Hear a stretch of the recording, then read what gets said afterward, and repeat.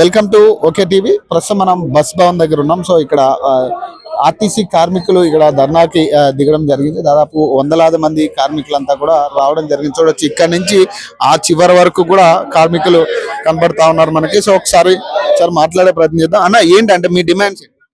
మాకు 2017 RBS arrears రావాలి. దాని గురించే మేము చాలా వరకు వెయిట్ చేసినాం. సర్కులర్లు ఇచ్చారు, ఇప్పుడు ఇస్తాం అప్పుడు ఇస్తాం అని లెక్క చేపిస్తా ఉన్నారు, అట్లే పెండింగ్ పెడుతున్నారు. ఇప్పుడు రేపు 15వ తారీఖు వరకు అన్ని కంప్లీట్ చేయమని ఇంకా ఇవ్వలేదు. అదే దాని గురించి ఒక సామరస్యంగా ధర్నా చేయడానికి వచ్చినాం. బేసిక్ ఇప్పటికే 10 మార్లు మీరు 2017 నుంచి ఆర్పిఎస్ ఏరియర్స్ ఇవ్వలేదండి. 2025, 2021 పే స్కేల్ కూడా కాలేదు. రిటైర్డ్ అయిన ఎంప్లాయీస్ ఆగస్టు 25 నుంచి గ్రాట్యుటీ ఇవ్వలేదు. ప్రతి ఎంప్లాయీకి రిటైర్డ్ అయిన ఒక 1 మంత్ లోపల గ్రాట్యుటీ ఇవ్వాలి. అట్లాంటి ఎంప్లాయీస్ ఇంతవరకు గ్రాట్యుటీ ఇవ్వలేదు. చాలా మంది ఎంప్లాయీస్ సిక్ అయిపోయి చనిపోతున్నారు. ఏరియర్స్ రాక, వాళ్ళకి వచ్చే పెన్షన్ రాక. ఇంకోటి ఏంటంటే ఆర్టీసీలో పెన్షన్ కూడా చాలా తక్కువ, పెన్షన్ కూడా రావట్లేదు. చాలా కష్టమవుతుంది అనమాట. ఏమంటున్నారు అసలు వీళ్ళు అధికారులు? మా డిమాండ్ ఏంటంటే మాకు రావాల్సిన డబ్బులు మాకు ఇవ్వండి.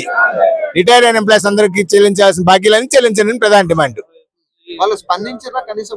ఇంకా అంటే మేము ఇప్పటికీ చాలా 5-6 సార్లు పోయామండి. ప్రతిసారి ఎండి గారికి మేము రిప్రజెంటేషన్ చేస్తున్నాము. ఇంతవరకు ఏమీ లేదు. చూస్తూ ఉంటున్నారు కానీ ఎటువంటి పేమెంట్స్ చేయట్లేదు. ఇంత డిలే చేయడం ఎందుకంటే ఇప్పుడు రిటైర్ ఎంప్లాయీస్ కి రావాల్సిన ప్రభుత్వం ఆర్టీసీ ఎంప్లాయీస్ పట్టించుకోలేదు సార్. ఈ ప్రభుత్వం కూడా అట్లే ఉంది. గత ప్రభుత్వం బాగాలేదని చెప్పేసి మా ఆర్టీసీ ఎంప్లాయీస్ అందరూ వ్యతిరేకంగా చేసేసి ఈ ప్రభుత్వం తెచ్చుకున్నారు. అట్లాంటిది ఈ ప్రభుత్వం కూడా మాకు అనుకోవడం లేదు. ఆర్టీసీ ఎంప్లాయీస్ అంటే చాలా చిన్న చూపు చూస్తున్నారు. ఎటువంటి చేయట్లేదు, మాకు రావాల్సిన పేమెంట్లు ఏమి చేయట్లేదు. దానివల్ల మేము పేమెంట్లు అందుకోకుండానే చాలా మంది చనిపోతున్నారు. వాళ్ళు డెత్ బెడ్ మీద ఉండి అసలు మా డబ్బులు మాకు వస్తాయా అని చెప్పేసి వాళ్ళు దీనంగా ఉంటే అటువంటి వాళ్ళం మేము అందరినీ కలిసాం. మీరు ధైర్యంగా ఉండండి, డబ్బులు వస్తాయి, మీరు అట్లా ఇంకా అంటే అలాంటి చాలా మంది చనిపోయారు కూడా. అంటే వాళ్ళకి రావాల్సిన బకాయిలు కూడా కాదు కదా మీరు రావడం కానీ ఇప్పుడు నిరసనలు జరపడం. మరి కనీసం మరి ఎందుకు దీని మీద ఒక రెస్పాన్స్ లేదు? కనీసం నాయకులు కూడా ఎవరు మాట్లాడు? 2024 మే ఉంది కదండి. మే కంటే ముందు రిటైర్ అయిన వాళ్ళు ఉన్నారు కదా, వాళ్ళందరికీ కూడా వాళ్ళు ఇప్పుడు మేము 22 ఆగస్టులో రిటైర్ అయినాం. బీఆర్ఎస్ కూడా తీసుకున్నాం. వీళ్ళే సర్కులర్స్ ఇచ్చారు, బీఆర్ఎస్ తీసుకోండి మీకు 1.5 months 3 months లో మొత్తం డబ్బులు ఇస్తామని.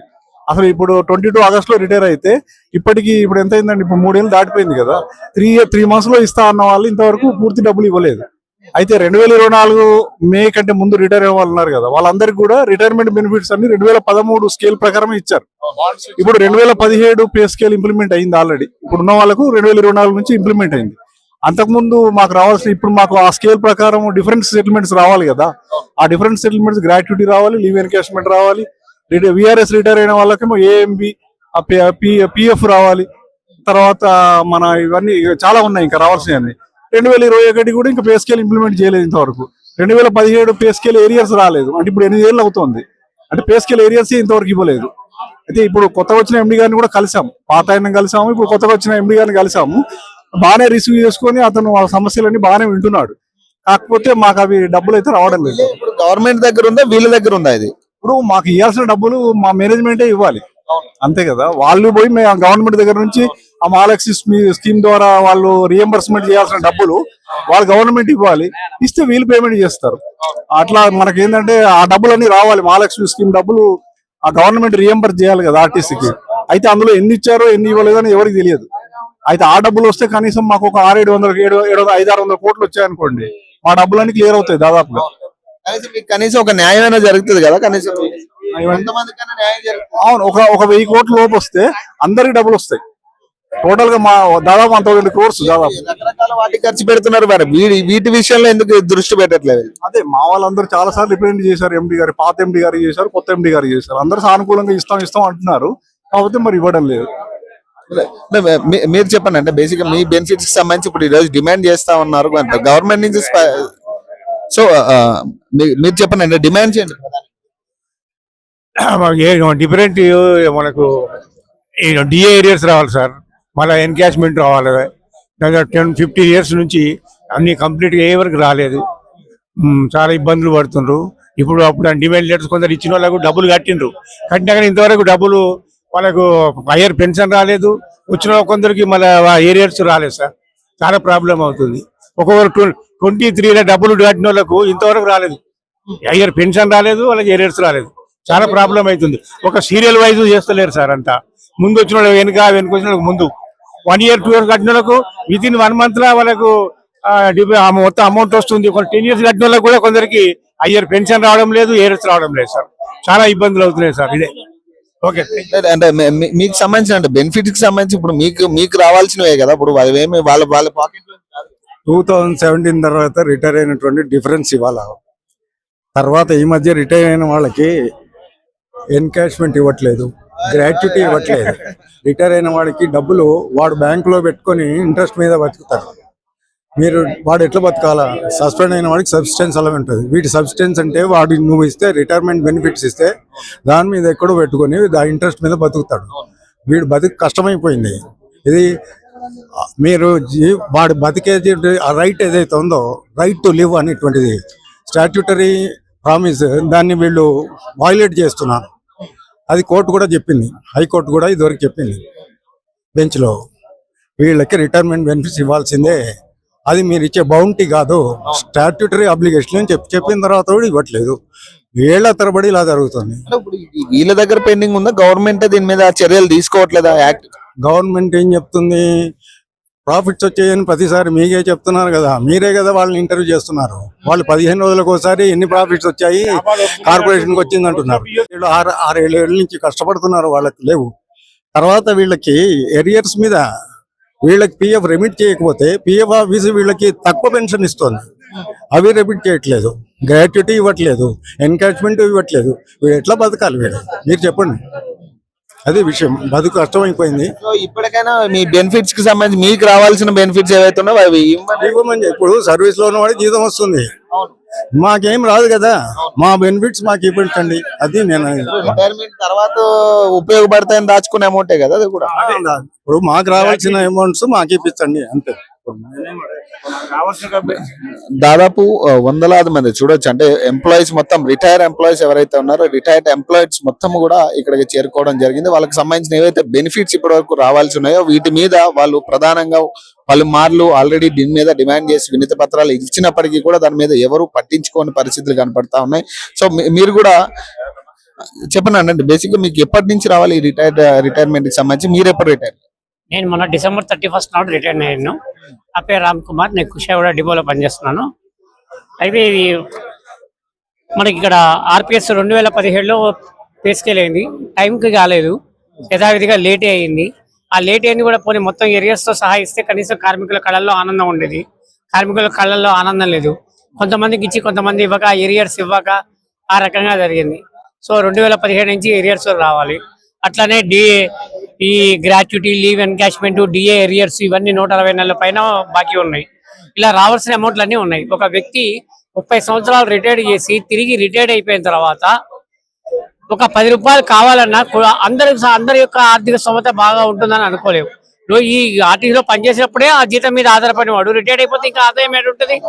ప్రతిదానికి ఒక పైసా కొడుకుల దగ్గర కానీ లేదా ఎవరి దగ్గరైనా కానీ అడిగి తీసుకోలేడు. అది పరిస్థితి చాలా దుర్భరంగా ఉంటది. ఇన్నేళ్లు పనిచేసి అతను ఒక దేయం లేడు. కాబట్టి ఇప్పటికైనా సరే యాజమాన్యము, ప్రభుత్వం స్పందించి వెంటనే ఆ అమౌంట్ ఇస్తే చాలా బాగుంటుంది.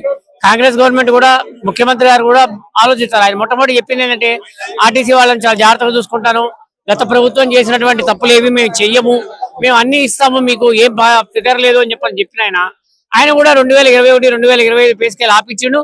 ఇచ్చే పే స్కేల్ ఈ ఏరియర్స్ అనేటువంటి ఇవ్వకుండా ఆపిండు. ముఖ్యంగా మాత్రం ఈ రిటైర్మెంట్ కార్మికులకు మాత్రం పైసలు అనేటువంటి ఇవ్వకపోవడం వలన వాళ్ళ ఆర్థికంగానే కాదు, అందరూ 60 ఏళ్ళకి రిటైర్డ్ అవుతారు. మానసిక పరమైన ఇబ్బందులు ఉంటాయి, శారీరక పరమైన ఇబ్బందులు ఉంటాయి, ఆర్థిక పరమైన ఇబ్బందులు ఉంటాయి. వీటన్నింటినీ కూడా ఆదుకోవాలి. లేదంటే తక్షణం కూడా ఈ యొక్క అమౌంట్స్ ఇప్పించాలని ప్రభుత్వాన్ని మేము కోరుతున్నాం. ఇప్పిస్తే కాంగ్రెస్ ప్రభుత్వానికి, కాంగ్రెస్ పార్టీకి ఈ యొక్క ఆర్టీసీ కార్మికులు ఎప్పుడు రుణపడి ఉంటారు. మళ్ళీ ఎప్పుడైతే మనకి అన్నం పెడతారో వాడి మీద కృతజ్ఞత చూపించడం సర్వసాధారణం. తిరిగి ఈ గవర్నమెంట్ తెచ్చుకోవడం కూడా జరుగుతుంది. ఒక రకంగా రాజకీయంగా చెప్పాలంటే అన్ని ఇచ్చేయాలనుకో ఆయన హాయిగా అందరూ ఆయనకు ఓటేసి మళ్ళీ తిరిగి ముఖ్యమంత్రిని చేయడం అనేటువంటి జరుగుతుంది. కాబట్టి రిటైర్మెంట్ యొక్క శారీరక, ఆరోగ్య, మానసిక పరిస్థితి దృష్టిలో పెట్టుకుని ఇస్తే బాగుంటుందని మేము కోరుతున్నాం. సో ఇక్కడ కొంతమంది బైఠాయించారు అంటే ప్రధానంగా అంటే మీకు రావాల్సిన డిమాండ్స్ ఏవైతే ఉన్నాయో మీరు ఇప్పటి వరకు చాలా సార్లు మీరు నోటీసులు తీసుకెళ్లిన పరిస్థితి. గత ఎండీని కూడా మీరు కలిసిర్రు. సో ప్రభుత్వానికి సంబంధించిన కూడా చాలా మందిని మీరు కలవడం జరిగింది. ఏంటంటే బేసిక్ గా ఇక్కడ నెగ్లిజెన్సీయా లేకపోతే ఏంటంటే మీకు ఇవ్వాల్సినవి 1000 కోట్లు లేకపోతే 500 కోట్లు ఉంటుంది నాది. నెగ్లిజెన్సీ అంటే ప్రభుత్వం దగ్గర నుంచి రావాలని వీళ్ళు అంటున్నారు. ప్రభుత్వం ఏం చెప్తే మీరు ఆర్టీసీ లాభాల బాట నడుస్తున్నది, ప్రభుత్వం నుంచి మేము ఇచ్చే మొత్తం ఇచ్చిన వీళ్ళు అంటున్నారు. మరి వీళ్ళు ప్రభుత్వం తప్ప కార్పొరేషన్ తప్ప మాకు సంబంధాలు ఏముచ్చట.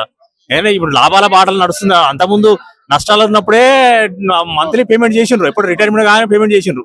ఇప్పుడు లాభాల బాటలు వస్తున్నాయంటే సంవత్సరం నుంచి చెప్తున్నారు. మహాలక్ష్మి స్కీమ్ వచ్చినప్పటి నుంచి ఆ లాభాల బాట వచ్చినప్పటి కూడా మరి మా డబ్బులు వస్తే మాకు ఇవ్వాలి కదా. మా పైసలు ఎందుకు పెండింగ్ పెడుతున్నా అర్థమవుతుంది. అంటే ఒక్కొక్కరికి మాక్సిమం ఎంత ఉండొచ్చు అంటే minimum minimum 15 lakhs, maximum 30 to 40 lakhs. 40 lakhs రావాలి. ఎన్నేళ్ల నుంచి వెయిట్ చేస్తున్నారు? గ్రాట్యుటీ 5 నెలల నుంచి రావాలి. ఎన్కాష్మెంట్ 15 నెలల నుంచి రావాలి. బేసిక్ గా మీరు మంత్రులను కూడా కలవడం జరిగింది కదా, మరి వాళ్ళు మంత్రులను కలవాలి. మంత్రులను కలిసే అంత మాకు లేదు. మాకు మెయిన్ బాస్ ఎండీనే కాబట్టి ఎండీ గారినే కలిసి రిప్రజెంట్ చేస్తున్నాం. ఈ మా లాస్ట్ కలిసినప్పుడు తప్పకుండా ఈ సెటిల్ చేసేస్తామన్నారు. మేము కలిసి 2 నెలలు అయింది అట్లా. అందుకే ఈ ప్రోగ్రామ్ తీసుకోవడం జరిగింది. మీరు చెప్పండి అంటే బేసిక్ గా ఇప్పుడు రాక మీకు రావాల్సిన బెనిఫిట్స్ ఏంటి సార్? ఆర్పిఎస్ 9 సంవత్సరాల తర్వాత ఇంప్లిమెంట్ అయిపోయింది 24లో. ఇప్పటికీ దానికి సంబంధించిన అరియర్స్, బాకీలు, పిఎఫ్ బకాయిలు, గ్రాడ్యుయేటీ డిఫరెంట్లు, లీవ్ పైసలు రాక చాలా మంది ఎంప్లాయీస్ చనిపోతున్నారు. ఆల్రెడీ 60 years అయ్యి రిటైర్మెంట్ అయిపోయిన తర్వాత 8 ఏళ్ళు దాటిపోయి 70 years వచ్చిన తర్వాత కూడా వేచి ఉండటానికి కూడా ఒక హద్దు ఉంటుందండి. పే స్కేల్స్ 9 సంవత్సరాలు అయిపోయింది, దాదాపు కంప్లీట్ అయిపోయి. ఈ రోజు శాంతియుత ప్రదర్శన ద్వారా మేము నిరసన తెలుపుతున్నాము. ఎవరి మీద మేము ఎగ్నెస్ట్ గా చెప్తలేము. పేమెంట్ ఇచ్చే బాధ్యత కార్పొరేషన్ దే. మాతో మేము ఉద్యోగంలో 38 years to 40 years మేము కంప్లీట్ చేసిన తర్వాత మాకు రావాల్సిన బకాయిలు అనాపైసలతో సహా ఇవ్వాలంటే అది కార్పొరేషన్ బాధ్యత. దాని కొరకు ఎన్ని రోజులు డిలే చేయగలుగుతారు? 1 రోజు, 2 రోజులు, 9 సంవత్సరాలు. 9 సంవత్సరాల తర్వాత కూడా ఇంకా పైసలు లేవనేది ఎంతవరకు కరెక్ట్? మహాలక్ష్మి స్కీమ్ ద్వారా ఎంతో అమౌంట్ గవర్నమెంట్ లాభాల్లో ఉన్నదని చెప్పేసి గవర్నీయులు ట్రాన్స్పోర్ట్ మినిస్టర్ గారు వేదికల మీద ప్రెస్ నోట్లలో ఇవ్వడం జరుగుతున్నది. ఇప్పుడు సమ్మక్క సారల జాతర వస్తున్నది, దానికి సంబంధించిన ఎంతో పకడ్బందీ ప్లాన్లు చేస్తున్నారు. మా పేమెంట్ ఇవ్వడానికి వచ్చిన నష్టం ఏమిటో మాకేం అర్థమైతలేదు. ఇది కేవలము రిటైర్డ్ వాళ్ళను వేధించడం తప్ప ఇది ఎటువంటి వేరే దురుద్దేశం ఎవరిది లేదు. ఖచ్చితంగా మమ్మల్ని వేధించటము అందని చెప్పి ఇంతమంది దాదాపుగా ఇప్పుడు 7-8 వేలు 10,000 దాకా రావచ్చు. ఇక్కడ ఈ రోజు రాష్ట్ర వ్యాప్తంగా 13,000 మంది రిటైర్డ్ ఎంప్లాయీస్ ఎదురు చూడడం జరుగుతున్నది. దయచేసి ఇప్పటికైనా మేనేజ్మెంట్, గవర్నమెంట్ స్పందించి మాకు రావాల్సిన బకాయిలు మాత్రమే 9 సంవత్సరాలు గడిచిపోయినాయి కాబట్టి దయచేసి ఇప్పేయాలని చెప్పేసి కోరుతున్నాం అంతే.